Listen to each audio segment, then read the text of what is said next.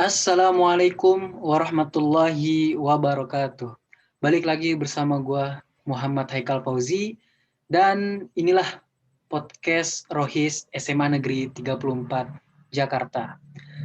Dan seperti biasa kita akan membahas suatu tema dan pada hari ini kita akan membahas tema tentang tawakal. Tentu saja untuk membahas tema tersebut kita tidak akan sendiri. Dan pada hari ini kita bersama Bang Argadi Akbar atau akrab disapa dengan Bang Ger. Halo, Assalamualaikum Bang Ger. Waalaikumsalam warahmatullahi wabarakatuh. Mantap. Apa kabar Bang hari ini Bang? Alhamdulillah sehat-sehat semua. Baik. Alhamdulillahirrahmanirrahim. Kalau kegiatan gimana Bang hari ini Bang? Lancar, biasa saja atau gimana? Ya, kegiatan saya begini aja. Alhamdulillah ya. Saya ngajar ya alhamdulillah lancar. Kemudian saya juga sedang menulis ya alhamdulillah lancar juga. Saya sedang menulis artikel. Doain aja mudah-mudahan kalau bisa jadi buku ya bisa terbit. Kalau enggak mungkin hanya jadi artikel. Yang jelas alhamdulillah semuanya lancar bi'aunillahi ta'ala dengan pertolongan Allah. Alhamdulillah, insya Allah itu akan menjadi buku yang bisa jadi referensi gitu buat pelajar-pelajar yang akan datang gitu Bang. Oke, baik. Bang Ger ini adalah alumni SMA Negeri 34 Jakarta tahun 2016 ya Bang? Betul nggak Bang? Ya, betul. Oke, siap. Angkatan 2016. Jadi kita hari ini kita akan membahas tentang tawakal nih Bang, temanya. Dan kalau kita berbicara tawakal itu, sebenarnya makna dari tawakal itu gimana Bang? Baik. Bismillah, walhamdulillah, wassalatu wassalamu ala rasulillah, wa ala alihi wa sahbihi wa man walah. Teman-teman Rohis 34, mengenai tawakal. Ini sebenarnya tema yang cukup menarik. Ya, tema cukup menarik karena teman-teman ini anak-anak muda. Ya, anak-anak muda kalau membahas tentang tawakal, kalau tidak dari perspektif yang baik, tidak dijelaskan dengan baik, ini bisa menurunkan semangat kepemudaannya. Ya, karena kalau kita bicara tawakal, kadang-kadang menjelaskannya salah, itu bisa menurunkan semangat begitu. Nah, sebenarnya tawakal itu apa? Tawakal itu kalau kita bicara deskripsi para ulama panjang ya, kita bicara deskripsi para ulama itu sangat beragam. Nah, hanya saja saya merangkum saja tawakal itu sebetulnya kita mewakilkan segala urusan kita kepada Allah, atau dalam bahasa istilah yang lain ya kita menyerahkan seluruh urusan kita kepada Allah. Itu singkatnya tawakal ya. Tapi perlu kita pahami dengan baik bahwa tawakal itu bukanlah amalan lahiriah. Jadi amalan itu ada dua jenisnya Haikal. Ya. Amalan yang sifatnya lahiriah, ada juga amalan yang sifatnya batin, ya, yang dilakukan di dalam hati. Nah, tawakal itu masuk ke dalam amalan batin, Haikal. Bukan amalan zohir atau bukan amalan lahiriah. Ya. Ini berbahaya kalau seandainya tawakal dimaknai sebagai amalan lahiriah. Orang nggak akan mau kerja kan. Kalau misalnya tawakal itu dimaknai sebagai amalan lahiriah. Ya sudah kita misalnya serahkan saja kepada Allah semuanya, nanti kita tunggu hujan duit turun dari langit. Itu kan jadi orang nggak mau kerja. Ya, atau kita tunggu hujan makanan turun dari langit. Atau misalnya dalam keadaan COVID seperti ini, ya sudah kita tunggu saja Allah mengangkat penyakit ini. Kita nggak usah usaha apa-apa. Padahal antara usaha sebagai amalan zohir dengan tawakal sebagai amalan batin itu beda. Jadi tawakal itu letaknya di hati, bukan di zohir. Begitu. Jadi kita menyerahkan kepada Allah seluruh urusan kita, itu berada pada sisi batinnya. Ya, artinya kita mengaitkan seluruh amal kita hanya kepada Allah. Mengaitkan seluruh harapan kita hanya kepada Allah. Lahirnya tetap kerja. lahiriah tetap beramal, lahiriah tetap belajar, lahiriahnya tetap misalnya kalau dalam kondisi COVID seperti ini tetap menjaga protokol kesehatan, ya tetap social distancing, tetap di rumah aja, ya itu secara lahiriah. Tapi secara batin tetap kita memiliki keyakinan yang lurus kepada Allah, bahwa Allah lah uh, yang melengkapi segala urusan kita, ya yang mengurus seluruh urusan kita, saya kira.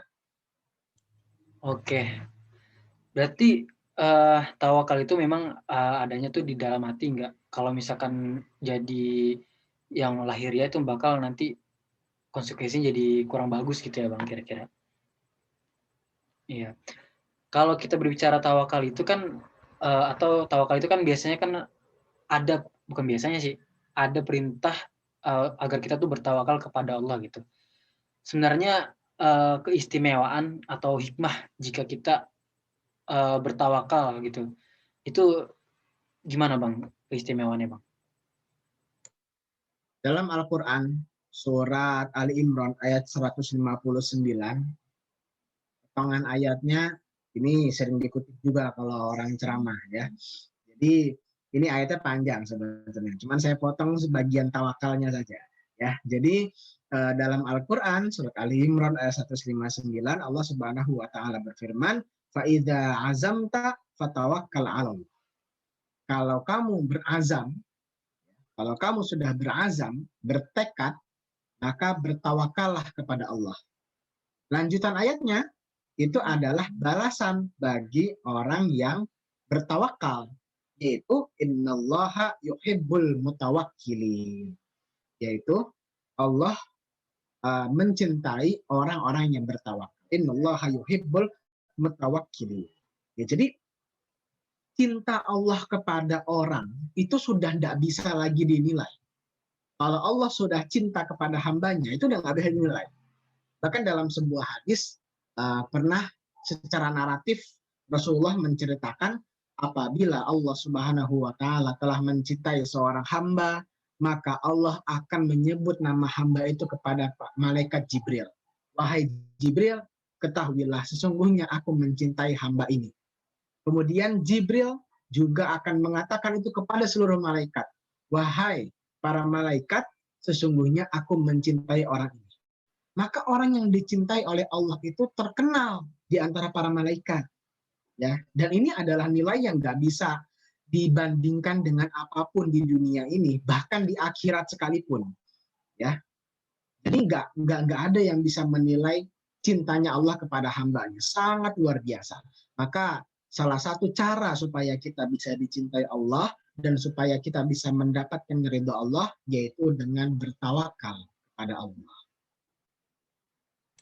Oke, berarti keistimewaan itu Allah akan mencintai orang-orang yang bertawakal gitu, dan cintanya Allah itu nggak bisa dinilai baik di dunia maupun di Iya, akhirat. kalau udah cinta gimana, Kak?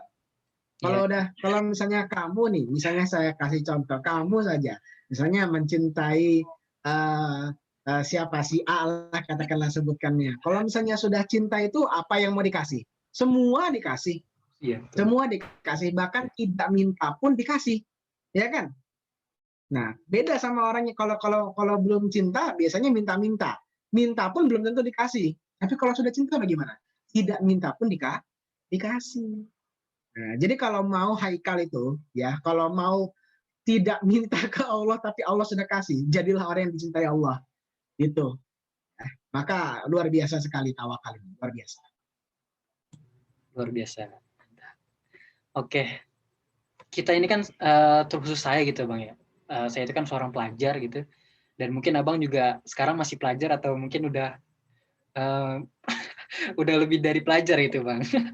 Nah itu tawakal dari seorang pelajar itu seperti apa Bang contohnya?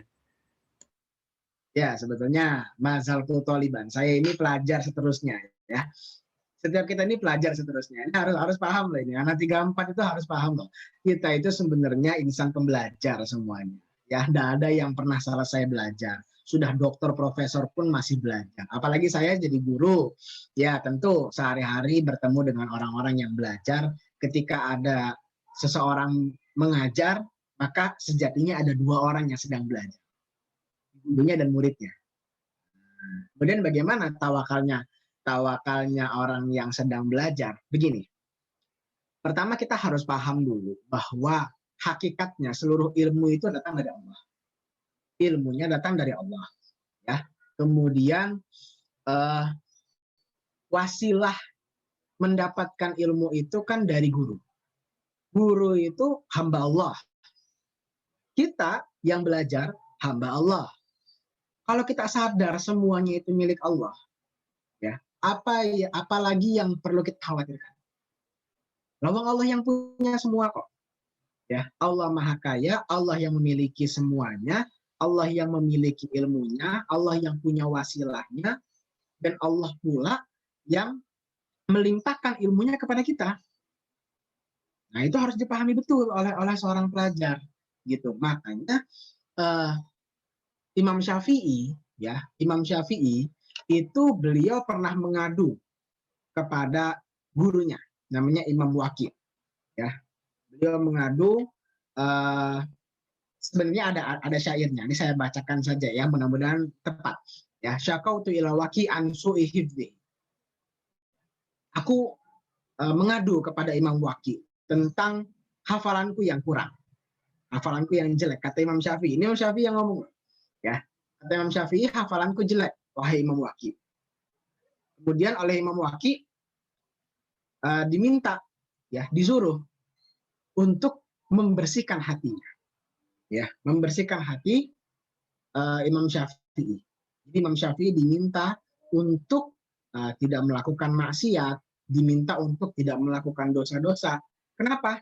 Karena ilmu itu nur, kata Imam Waqi'. Ilmu itu nur, cahaya. Wa nurullahi la yahdi ilal a'ma. Nur cahaya Allah itu tidak akan bisa masuk ke dalam hati orang-orang yang bermaksiat. Jadi seorang pelajar itu tawakalnya adalah pertama yakin bahwa ilmunya itu datang dari Allah.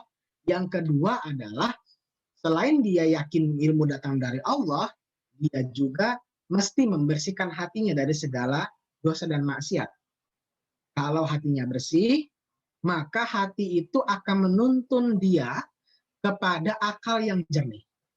Ketika akal yang jernih, akal yang tidak suuzon sama guru, ya, akal yang tidak kesal dengan gurunya, akal yang tidak menganggap remeh pelajaran, otomatis masuk nggak pelajarannya? Masuk. Kadang-kadang yang menahan pelajaran itu kenapa sih nggak masuk ke otak itu? Kadang-kadang bukan pelajarannya loh. Kadang-kadang kesal sama gurunya, kadang-kadang menganggap remeh pelajarannya, ya. Jadi pelajaran itu tidak bisa masuk. Nah, ini adalah diantara perhatian yang mesti kita bersihkan betul-betul, ya, perasaan dengki, iri, suuzon, ya, perasaan-perasaan yang ada dalam hati itu yang melingkupi hati itu sehingga nggak bisa datang nur cahaya Allah itu. Nah, itu mesti kita bersihkan betul. Jadi itulah diantara cara kita bertawakal, terutama bagi kita seorang pelajar. Insya Allah kalau kita seperti itu, ilmu apapun yang kita pelajari akan masuk. Ya, ilmu apapun yang kita pelajari akan masuk. Kok nggak masuk-masuk nih, misalnya udah seperti itu. Kita harus ingat, ya, kita harus ingat bahwa ada yang namanya sabar. Ada yang namanya sabar. Nih Kak, ini sore ini saya ngopi. Jadi saya sambil podcast, saya sambil ngopi. Ini gelas. Ya, ini gelas. Nah, gelas itu kalau misalnya kotor, kira-kira mau nggak dituangin kopi? Kamu mau nggak nuangin kopi ke sini? Nggak mau, Bang. Ya, nggak akan mau. Kenapa? Karena gelasnya kok kotor. Tapi kalau misalnya gelasnya bersih, mau nggak nuangin kopi ke sini? Ya mau dipakai. Tapi masalah kapan dituangin kopinya, itu terserah siapa? Terserah yang nuangin. Makanya kalau misalnya kita sudah berusaha, ya, lahir batin, rajin tahajud, rajin duha, apalagi kalau mau ujian itu masjid penuh semuanya tiba-tiba menjadi alim semuanya itu. Tapi kok nggak masuk-masuk? Nah, ini ada faktor prerogatifnya Allah yang memang kita nggak bisa mengusahakan itu. Nah, itu semua bisa ditembus hanya dengan doa. Ya, jadi itulah rangkaian tawakal kita sebagai seorang pelajar. Saya kira demikian. Iya. Jadi kita tuh harus yakin bahwa ilmu itu memang dari Allah gitu. Allah yang punya ilmu dan kita pun hamba Allah gitu. Dan yang kedua juga kita harus membersihkan diri kita dari hal-hal yang maksiat gitu. Untuk itulah yang tawakalnya seorang pelajar. Nah, kalau kita berbicara tawakal nih Bang, biasanya tuh ada istilah-istilah yang timbul seperti misalkan pasrah, terus kemudian ikhlas, kemudian ridho. Nah, kadang-kadang tuh ada kesalahpahaman gitu di kalangan masyarakat tentang pengertian istilah-istilah itu, Bang. Memang perbedaan dari 4 istilah itu apa aja, Bang? Oke, baik. Pasrah, tadi saya sudah katakan di awal ya, pasrah itu jangan dimaknai sebagai sikap zohir atau sikap lahiriah. Hatinya lah yang pasrah tunduk menghadap Allah. Orang pasrah itu kan tidak melawan artinya. Orang pasrah tidak melawan sama dengan ridho, sama dengan taslim. Taslim itu tunduk, ya. Taslim nanti akan berbuah kepada ridho. Tapi itu semua adalah amal batin, ya. Amal zohirnya adalah tetap seperti biasa. Jadi tawakal itu tidak bisa dilihat oleh kedua mata ini ya, mata fisik kita. Tidak bisa. Jadi yang pasrah, yang tawakal, yang taslim kepada ketentuan Allah, yang ridho kepada ketentuan Allah, itu batin. Apa bedanya antara taslim, antara pasrah dengan ridho? Kalau pasrah, sekedar pasrah saja. Ya, sekedar pasrah saja, sekedar tunduk patuh kepada apa yang Allah tentukan. Tunduk patuh kepada apa yang Allah tentukan. Tapi kalau ridho, tunduk, patuh, dan senang dengan itu. Jadi dia dalam keadaan apapun bahagia. Dalam keadaan senang ya dia bahagia. Dalam keadaan susah pun bahagia. Kenapa? Karena dia merasa selalu diawasi oleh Allah. Selalu berada dalam takdir Allah.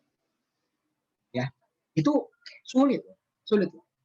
Orang merasa bahagia dalam keadaan senang, dalam keadaan diberikan nikmat, itu wajar.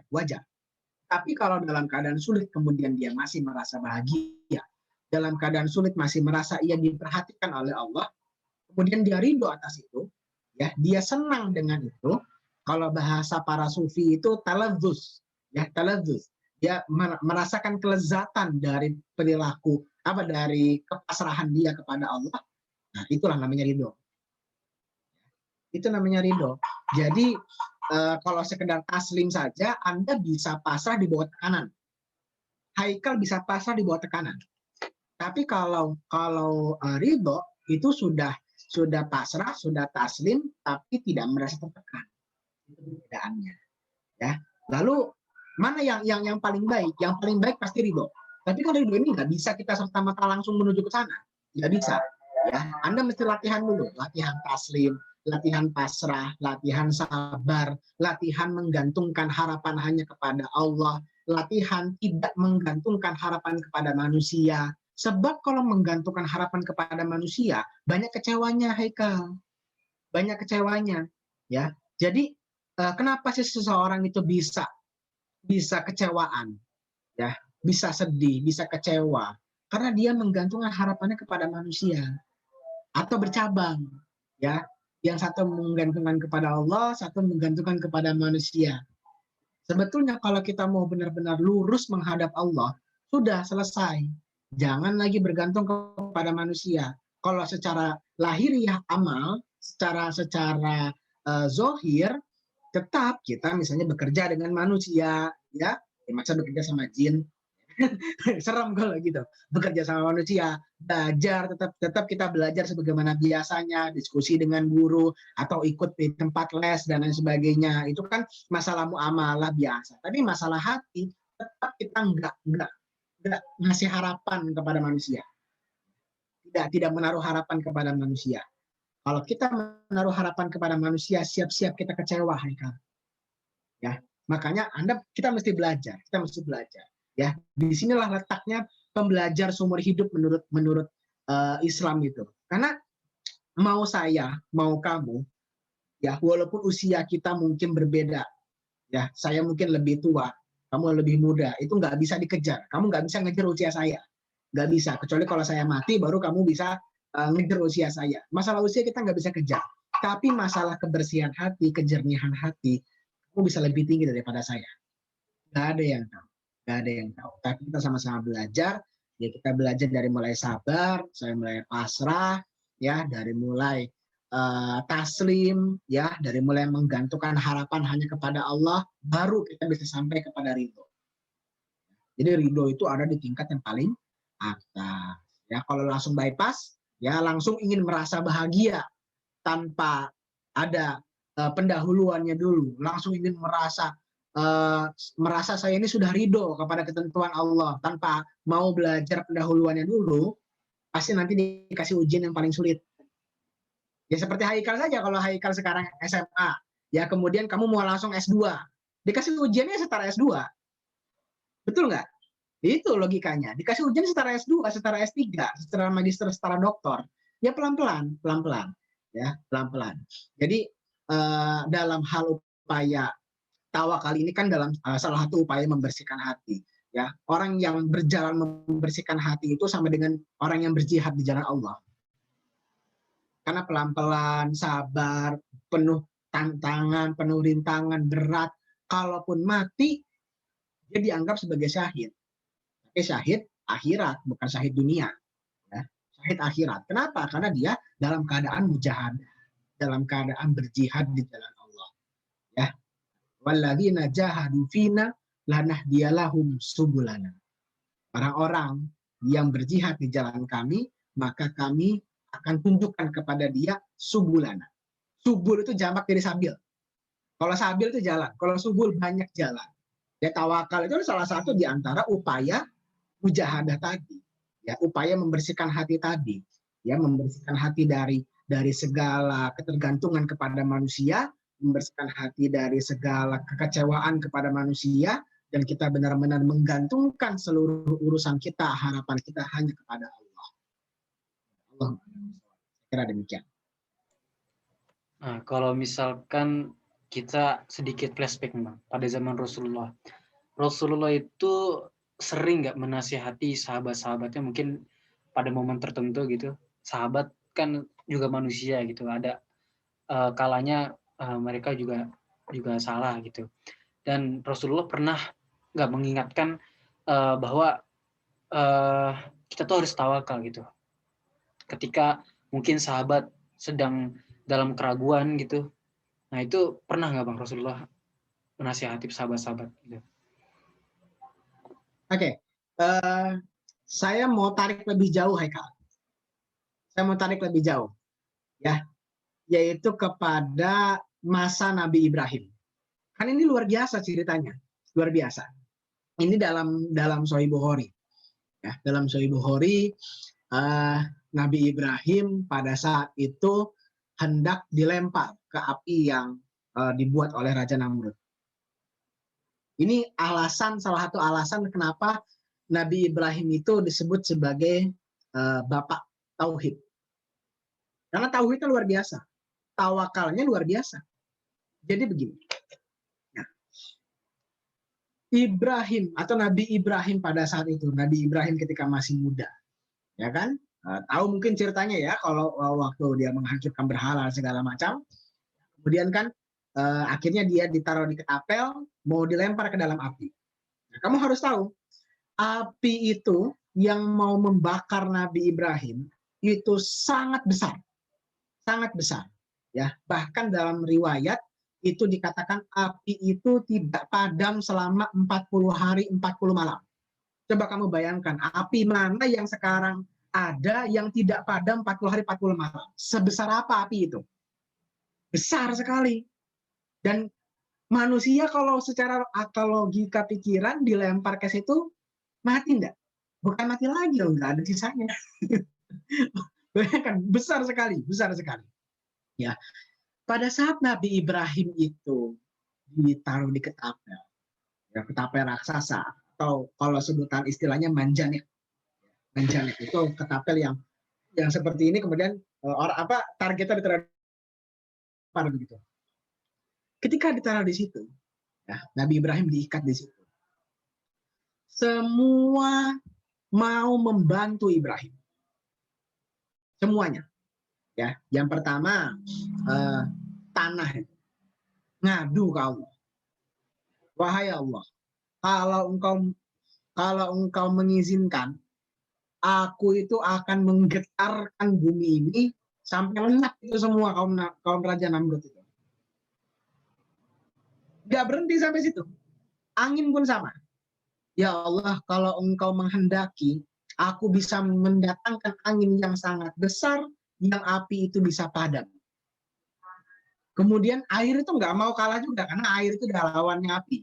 Ya, nggak mau kalah. Ya, dia minta kepada Allah, kalau engkau menghendaki ya Allah, aku akan memadamkan api ini. Semuanya itu minta kepada Allah, kalau diizinkan oleh Allah akan membantu Nabi Ibrahim. Ya, tapi Nabi Ibrahim itu diam saja. Diam saja. Ya, mendengar semuanya itu mau nolongin Nabi Ibrahim, diam saja. Kemudian apa kata Allah?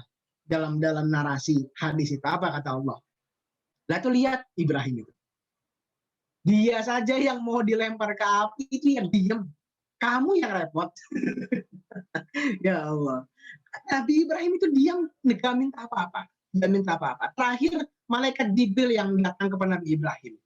Nabi Ibrahim, kamu mau minta pertolongan apa? Ngomong. Ya, karena Jibril itu malaikat yang ya bisa dibilangnya presidennya para malaikat itu. Yang paling kuat itu Jibril. Minta apa kamu? Ayo, tolong. Kata Nabi Ibrahim, enggak, aku enggak butuh kamu. Aku cuma butuh Allah. Aku enggak butuh sama kamu sama sekali. Itu. Kemudian apa? Ketika manjanik itu dilempar sampai di atas, ya sampai ketika itu, ya di atas itu kemudian Nabi Ibrahim itu mengucapkan kalimat Bismillahirrahmanirrahim. Maka ketika masuk dia ke dalam api itu dibalaslah oleh Allah dalam ayat, ya kan, wahai api jadilah dingin, ya, kun libarda wassalaman ala Ibrahim. Jadilah kamu itu dinginkanlah keselamatan kepada Ibrahim. Jadi Ibrahim itu selamat dari yang membara itu. Kenapa? Karena ketawakalan Ibrahim kepada Allah yang luar biasa. Ya, Nabi Ibrahim tidak butuh apa-apa. Bahkan diminta tolong sama loh itu. Diminta tolong sama yang bukan dikasih pertolongan manusia. Sudah malaikat Jibril, sudah air, sudah angin, sudah. Ya. Dan itu tawakal yang gitu. Dan Haikal harus tahu, setelah Nabi Ibrahim itu dibakar di situ 40 hari 40 malam, tidak ada satupun sehelai benang pun bajunya Nabi Ibrahim itu terbakar. Selama ini kita hanya tahu mujizat saja. Cuma tahu mujizat, tapi ternyata di balik itu ada rahasianya, yaitu ketauhidan kepada Allah, ketawakalan kepada Allah yang luar biasa. Itulah yang menyebabkan Nabi Ibrahim itu disebut sebagai bapak tauhid dan menjadi bapak para nabi, ya, karena tawakalnya luar biasa. Itu Nabi Ibrahim itu ya kakek moyangnya Nabi Muhammad, karena Nabi Muhammad itu adalah cucu Nabi Ibrahim dari jalur Sayyidina Ismail alaihi salam. Oke, mantap juga ya berarti ceritanya Nabi Ibrahim itu nggak cuma sekedar cerita singkat, tapi ada hikmah-hikmah yang luar biasa sebenarnya. Dan untuk menumbuhkan sikap tawakal gitu kan, sekaligus istiqomah dalam bertawakal itu caranya bagaimana, dan mungkin bisa diimplementasikan juga buat kita sebagai pelajar gitu.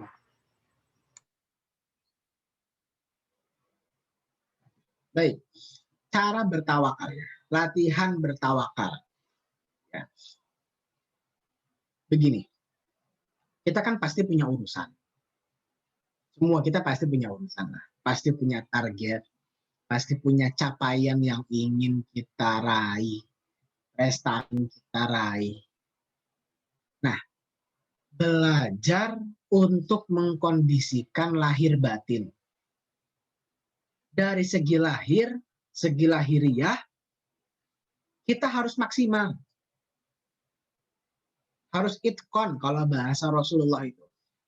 Harus profesional, bahasa modernnya itu. Segi lahiriahnya. Ya, kalau kita bekerja dengan maksimal, belajar dengan maksimal. Apa pesan Rasulullah ketika ada mau menyembelih hewan? Angkatlah pisaunya. Ya, sebenarnya pesan tersirat. Kita mau melakukan sesuatu, lakukanlah sesuatu yang sekalian, yang maksimal, yang totalitas, ya, yang tidak tedeng aling-aling, ya, kalau orang Jawa bilang, ya, tidak nanggung. Kalau nyebur ya nyebur sekalian basah. Ya, itu secara lahir, selahiriah. Tapi secara batin, jangan kita menggantungkan harapan kepada selain Allah. Ingat, dalam ayat, ya, dalam Quran surat Al-Ikhlas, ya, Allahus Somad itu dipegang betul-betul. Allah tempat bergantung segala sesuatu. Itu dipegang betul-betul. Jadi jangan pernah kita menggantungkan kepada selain Allah kalau kita tidak mau kecewaan. Jadi tawakalnya itu belajar mengkondisikan batin kita. Di satu sisi bagian zohir kita totalitas, di bagian batin kita benar-benar tunduk kepada Allah. Nah, nanti tawakal itu bukan menjadi ajian gaib yang bisa berhasil. Belum tentu. Orang yang bertawakal itu mencapai apa yang dia inginkan. Itu urusan lain. Ya, kalau dia dapat, tandanya berarti dia harus bersyukur. Kalau tidak dapat, tandanya berarti dia harus bersabar. Itu. Ya, jadi yang tawakal itu jangan dianggap kalau kita sudah tawakal pasti kita dapat. Tidak juga. Ya, tapi kalau kita ganti, kalau kita tawakal, kita pasti mendapatkan yang terbaik di mata Allah. Itu baru betul. Ya, karena Allah itu tidak akan pernah menzolimi hambanya. Tidak akan. Ya, Allah nggak akan pernah menzolimi kita. Pasti Allah memberikan yang terbaik. Maka kalau misalnya kita sudah tawakal, tapi ketika kita tidak mencapai hasil yang kita inginkan, kemudian kita marah-marah, menggerutu, ngomel-ngomel, tandanya memang belum tawakal. Tandanya memang harus latihan dulu. Gitu. Ya, karena kalau masih ngegerutu, masih ngomel, berarti masih belum menyerahkan seluruhnya kepada Allah. Pokoknya kita lihat dalam ayat ini. Faiza azam tak fatawakkal 'ala Allah. Kalau kamu sudah berazam, kamu sudah bertekad, kamu sudah berniat, serahkan kepada Allah. Masalah hasilnya serahkan kepada Allah. Ya, kalau Allah kasih hasil yang sesuai dengan keinginan kita, maka kita wajib bersyukur. Hasilnya tidak sesuai, wajib bersabar. Itu saja, gitu loh. Jangan malah ngegerutu, jangan malah apa. Karena kalau kita masih ngegerutu, berarti kita masih menumpu harapan kita kepada pekerjaan kita. Ayo, kalau kita masih ngegerutu kan, aduh, kok nilai saya kok bisa sih di bawah KKM, kok bisa begini, padahal udah sholat malam, udah tahajud, udah sedekah. Artinya apa? Kita menumpu pekerjaan kita atau kita menumpuk harapan kita pada amalan tahajud tadi, pada amalan sedekah tadi. Loh, ini aneh, ya kan? Berarti belum tawakal. Karena kita menumpu kepada tahajud, menumpu kepada sedekah. Ya, apakah dengan tahajud, apakah dengan sedekah itu berarti kita bisa hasil maksud, bisa mencapai maksud dan tujuan kita.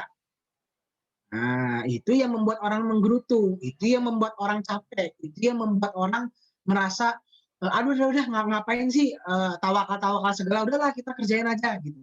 Ngapain sih tawakal segala? Buat apa kita berdoa segala dan lain sebagainya gitu.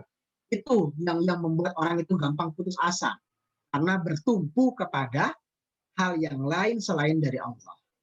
Termasuk bertumpu kepada amal ibadah. Ya bukan enggak boleh ya, apa ya? Bahasa yang lebih halus ya. Jangan sampai kita bertumpu kepada amal ibadah kita. Ya,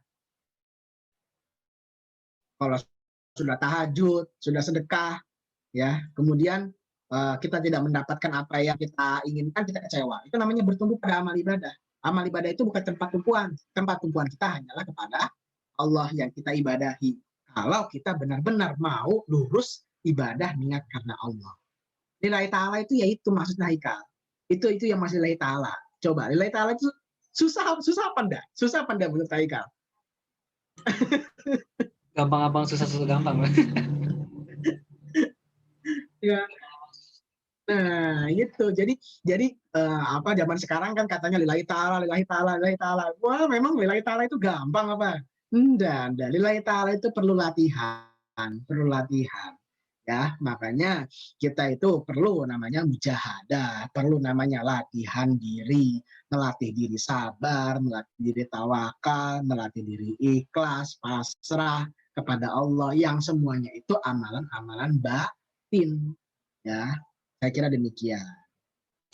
Oke, berarti secara zohir itu sebagai pelajar itu kita harus profesional gitu dan belajar secara maksimal. Tapi di samping itu juga secara batin ya, kita juga harus menggantungkan hasilnya juga kepada Allah. Tapi bukan berarti menggantungkan itu kepada amal ibadah kita, tapi kepada Allah. Mungkin kayak gitu.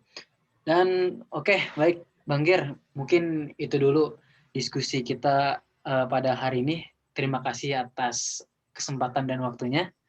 Insya Allah di lain waktu kita bisa ketemu lagi Bang. Kita bisa berdiskusi lagi lebih dalam di podcast Rohis SMA Negeri 34 Jakarta ini Bang. Dan untuk teman-teman semuanya, jangan lupa untuk like, komen, dan subscribe channel Rohis SMA Negeri 34 Jakarta. Dan juga jangan lupa follow akun Instagram @rohis34. Oke, baiklah, kurang lebihnya mohon dimaafkan. Billahi taufiq wal hidayah. Wassalamualaikum warahmatullahi wabarakatuh.